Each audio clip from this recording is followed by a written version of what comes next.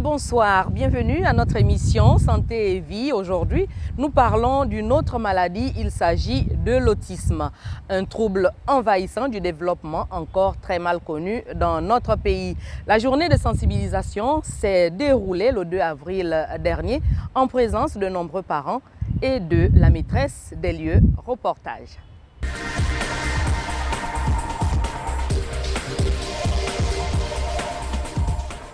La journée de sensibilisation à l'autisme se tient le 2 avril de chaque année. Au Gabon, une fois de plus, Andrea Ndouna Depeno et son équipe se sont mobilisés pour permettre aux parents d'enfants autistes de s'informer, mais surtout aux enseignants d'avoir des rudiments pour la prise en charge de ces enfants particuliers.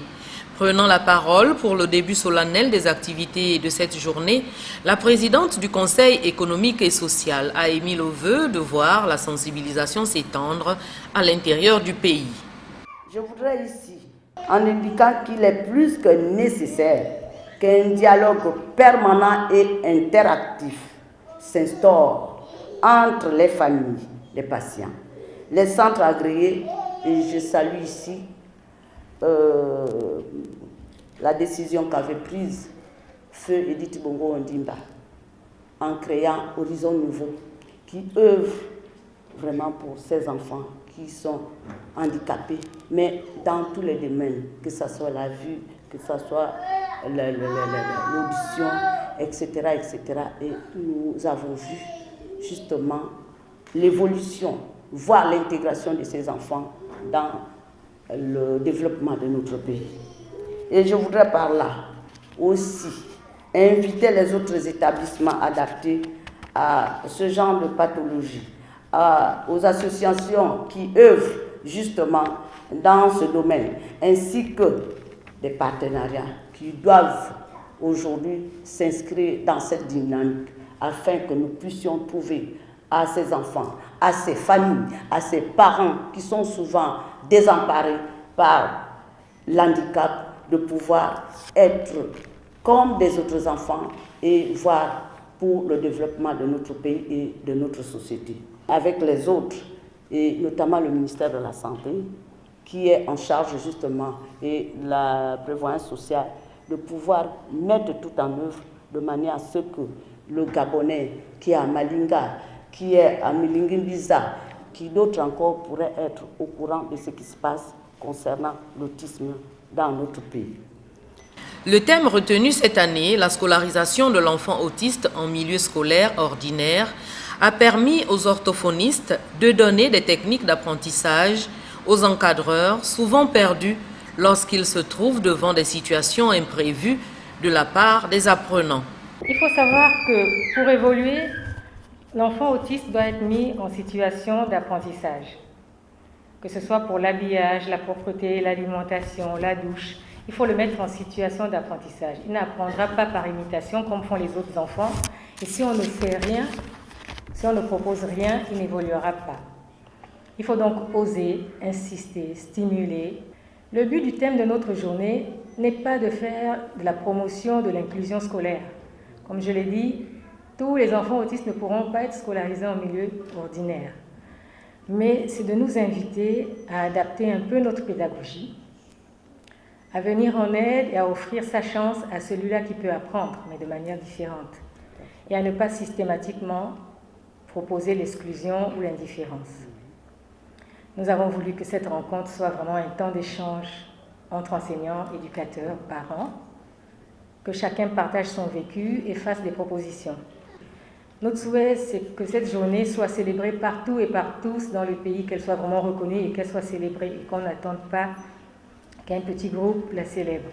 Le deuxième souhait, c'est de voir que tous les problèmes d'adaptation scolaire des enfants différents en milieu scolaire ordinaire soient pris en compte par l'éducation nationale et qu'il y ait des accompagnements de type assistant de vie scolaire, des temps additionnels, des corrections révisées, des notations adaptées. Le handicap est un facteur d'exclusion dans la société, raison pour laquelle il est important de scolariser les enfants et les accompagner. Je ne pouvais pas imaginer que dans ma situation de handicap, je vais parcourir le monde. J'ai fait le Canada, j'ai fait la France, j'étais en Allemagne, je suis parti dans les pays africains tels que le Nigeria, le Ghana, le Mali, le Sénégal, le Burkina Faso. J'étais même jusqu'à dernièrement au Maroc et j'ai fait même l'Égypte, toujours en train de représenter le Gabon. Mais ça n'a pas été vraiment chose facile. Il a fallu d'abord que moi je me mets d'abord un objectif dans ma tête en disant, dans ma situation de handicap, si je n'ai pas pu réussir sur le plan scolaire, mais étant membre de l'Association nationale des personnes handicapées, c'est dans ce milieu où j'ai découvert le sport. Et proprement dans le sport, je me suis mis un objectif qu'il fallait que, obligatoirement, pour qu'on sache, pour que je m'affiche, il faudrait forcément que je me bats fort pour devenir l'un des meilleurs. Et c'est pourquoi plusieurs fois j'ai glané, je suis devenu champion du Gabon à plusieurs reprises. Et pratiquement, au jour d'aujourd'hui, je me suis même qualifié aux Jeux africains pour le Brésil. J'ai pu dompter mon handicap psychologiquement, je l'ai dompté et aujourd'hui je me rends encourager toutes les personnes qui ont des handicaps, qu'ils soient physiques, qu'ils soient mentaux ou autres. J'aimerais les encourager vraiment à puiser dans leur handicap la force d'affronter la vie. En fait, l'handicap n'est pas synonyme toujours de pauvreté, de laisser pour compte, de saleté. Moi, je combats cette idée et je prône la dignité de la personne vivant avec le handicap. Même si les manifestations sont plus flagrantes avec l'entrée à l'école. Pour les orthophonistes, la gestion des crises est primordiale dans l'apprentissage d'un autiste. Il faut lui accorder du temps, il faut bien observer l'élève autiste et l'aider à exprimer ce qu'il n'arrive pas à faire comme un enfant normal. Il faut retenir qu'il n'existe pas de traitement, mais une prise en charge précoce et adaptée qui peut permettre à l'enfant d'améliorer les troubles, mieux s'adapter au monde qui l'entoure, s'intégrer et surtout constituer un modèle de réussite. Le thème retenu cette année, la scolarisation de l'enfant autiste en milieu scolaire ordinaire. Occasion pour les enseignants de comprendre la complexité de la transmission des savoirs à ces enfants particuliers. Comment se comportent-ils et comment y remédier? Tentative de réponse dans le reportage qui suit.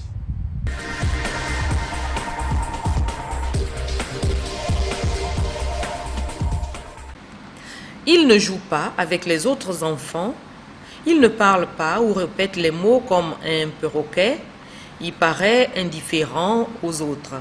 Il ne craint pas les vrais dangers, il est hyperactif, résiste aux caresses et indique ses besoins avec la main de l'autre. Ce sont autant de signes que l'on observe chez certains enfants. Si dans votre voisinage, un enfant présente ces signes, pas de doute, il s'agit de l'autisme. Il existe différentes formes d'autisme et certains enfants autistes n'ont pas de déficit intellectuel et peuvent être scolarisés normalement et pousser leurs études très loin. Qu'est-ce que c'est que l'autisme? C'est un trouble envahissant du développement qui touche un enfant sur 150 et 3 garçons sur 4. D'origine neurobiologique, il peut s'accompagner, comme je l'ai dit, ou non de déficience mentale. C'est un trouble qui persiste toute la vie, mais les signes caractéristiques sont visibles avant l'âge de 3 ans. En général, c'est à 3 ans qu'ils sont décelés par les écoles et envoyés. Mais il y a des signes précurseurs qu'on peut voir avant cet âge. Ces signes, ce sont des difficultés à établir des relations sociales, des difficultés de communication aussi bien verbales que non verbales, des difficultés dans les changements de routine d'un comportement stéréotypé et restreint. Donc on verra des enfants autistes qui parlent normalement, mais qui sont autistes, d'autres qui le feront après un grand retard de langage et qui parleront vers l'âge de 6 ans ou 7 ans, d'autres qui ne parleront pas du tout et qui n'auront même aucune envie de communiquer, même par geste. Certains vont sembler indifférents aux autres, à toutes les sollicitations et vont rester centrés sur eux-mêmes. Au niveau des compétences cognitives, elles seront limitées chez certains, et ceux-là sont classés dans les handicapés mentaux. Elles seront présentes chez d'autres, mais ne vont pas s'exprimer correctement. Et donc ceux-là ont besoin d'aide pour les emmener à mieux s'exprimer. Et elles seront satisfaisantes et souvent excellentes chez certains, qui vont très très haut avec des dons. Il est donc nécessaire que des techniques d'apprentissage spécifiques soient utilisées pour l'encadrement de ces enfants particuliers. On constate qu'il a animé d'une crise et on lui dit, bon, on va appeler les parents, aussitôt, il se calme. Souvent, c'est ces paradoxes-là qu'on ne comprend pas. Et les autres, ceux qui sont calmes, et quand ils veulent travailler, ils travaillent. Quand ils ne veulent pas, ils dorment. Et des fois, moi, je demande souvent aux enseignants de les laisser dormir pendant un temps. Et quand ils se réveillent,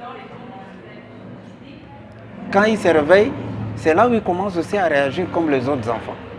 On sent ça. La difficulté, surtout pour celui qui est violent. Quand il a commencé, vous pouvez intervenir même 4 ou 5. 5 personnes et il devient avec une force que vous ne pouvez pas maîtriser dans cet instant-là. Il y a un, d'abord, qui ne parle pas, qui est au pré-primaire. Et il y a un deuxième, qui est en deuxième année. Celui-là a commencé à parler parce que quand il est venu chez nous, il ne parlait pas. Il ne parlait pas, mais aux 5 ans, nous avons mis une méthode qui était mise en place, qu'à la fin de chaque leçon, la maîtresse le récupérait seul pour lui expliquer, pour parler au fur et à mesure et le mettre en confiance. Parce qu'au premier, on parle souvent de mise en confiance. En les mettant en confiance, en mettant des objets que les autres ont utilisés le matin, on met ça aussi sur son banc, des papiers, des crayons de couleur, et ça a stimulé son langage jusqu'à ce qu'il a commencé à parler, et maintenant il est en deuxième année. Et là, quand bien même en deuxième année, quand vous posez une question d'ensemble, il ne répond jamais. Il est dans son coin, il fait ce qu'il veut. Mais à un moment donné, quand vous vous intéressez à lui seul, vous le faites asseoir, vous recommencez une question, vous le reposez 2, 3, 4 fois, c'est là où il commence à répondre et vous lui donnez un exercice et il commence aussi à faire ça.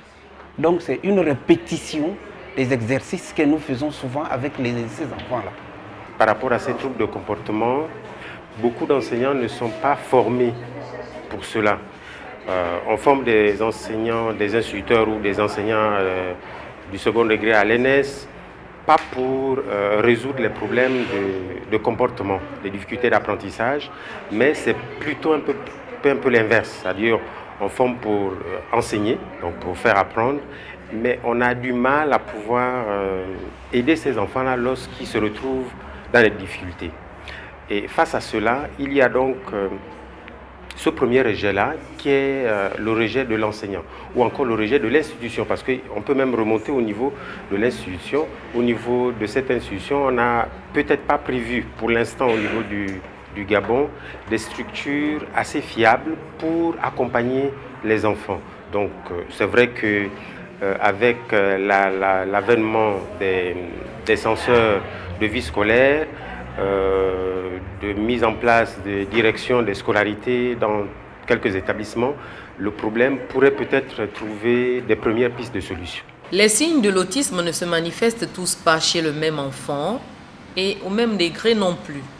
Une éducation adaptée à chaque cas et une aide efficace face aux difficultés rencontrées peuvent corriger l'isolement de l'enfant et lui permettre de s'intégrer dans la société. Au niveau des salles de classe, on va donc avoir des enfants qui seront réorientés, c'est-à-dire non seulement réorientés en termes d'apprentissage, mais amenés à des endroits autres que celui dont le maître ou bien l'enseignant s'occupe. On va avoir dans une salle de classe une rangée où les enfants sont délaissés parce que le maître ne comprend pas le comportement de l'enfant. À beau interroger, l'enfant réagit autrement. Et cela inquiète alors les enseignants. Et comme avec la mise en place de l'établissement Horizon Nouveau de feu Edith Lucie Bongo, chaque enseignant a tendance à dire, bon, il faut dire aux parents d'aller inscrire l'enfant ou bien d'envoyer l'enfant au niveau de cet établissement. Donc, et certains enfants, lorsqu'ils sont au parfum de cela, lorsqu'ils sont mis dans cette situation, alors dépérissent, en fait, abandonnent complètement, arrivent à des situations de décrochage. Et les parents qui ont, dans une situation comme celle du Gabon, avec une culture qui est autre, la méconnaissance de cette maladie va entraîner un deuxième rejet où le père commence à accuser la mère ou encore la mère commence à accuser le père. Donc on rentre dans une spirale. Il est donc regrettable que ces enfants soient exclus des activités et même des voyages scolaires. Ils demandent juste ce que veulent les autres enfants, être acceptés comme ne cesse de le marteler Andrea Nduna Depeno. Nous vous l'avons déjà dit, les personnes autistes souffrent des troubles affectant les relations interpersonnelles, la communication et le comportement, ce qui les rend difficilement accessibles aux autres. Il faut donc multiplier les stratégies pour essayer de les comprendre. C'est ce que nous allons découvrir dans ce reportage.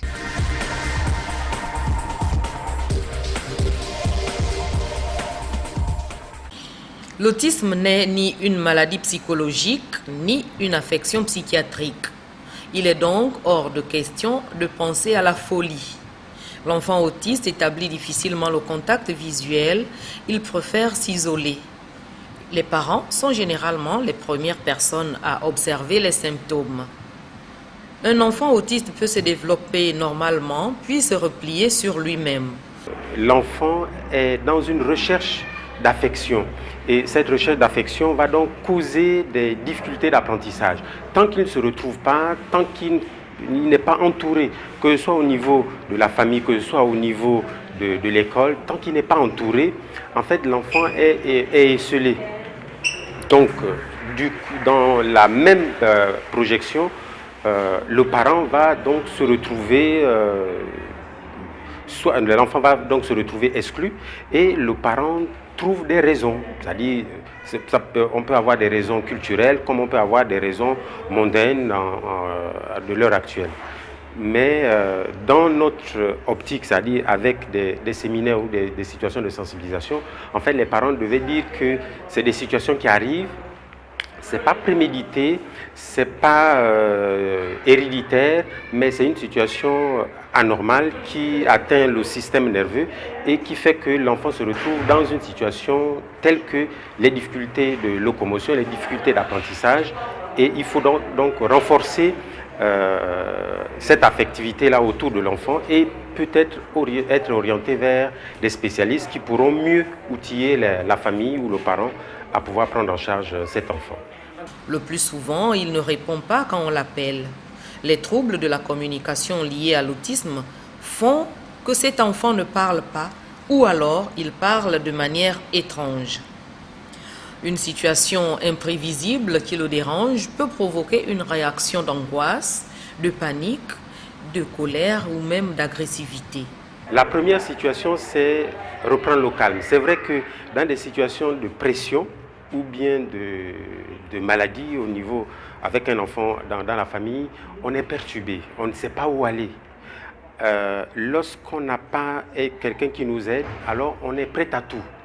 On peut choisir, peu importe la solution, que ce soit dans le contexte culturel, en allant vers nos premiers médecins.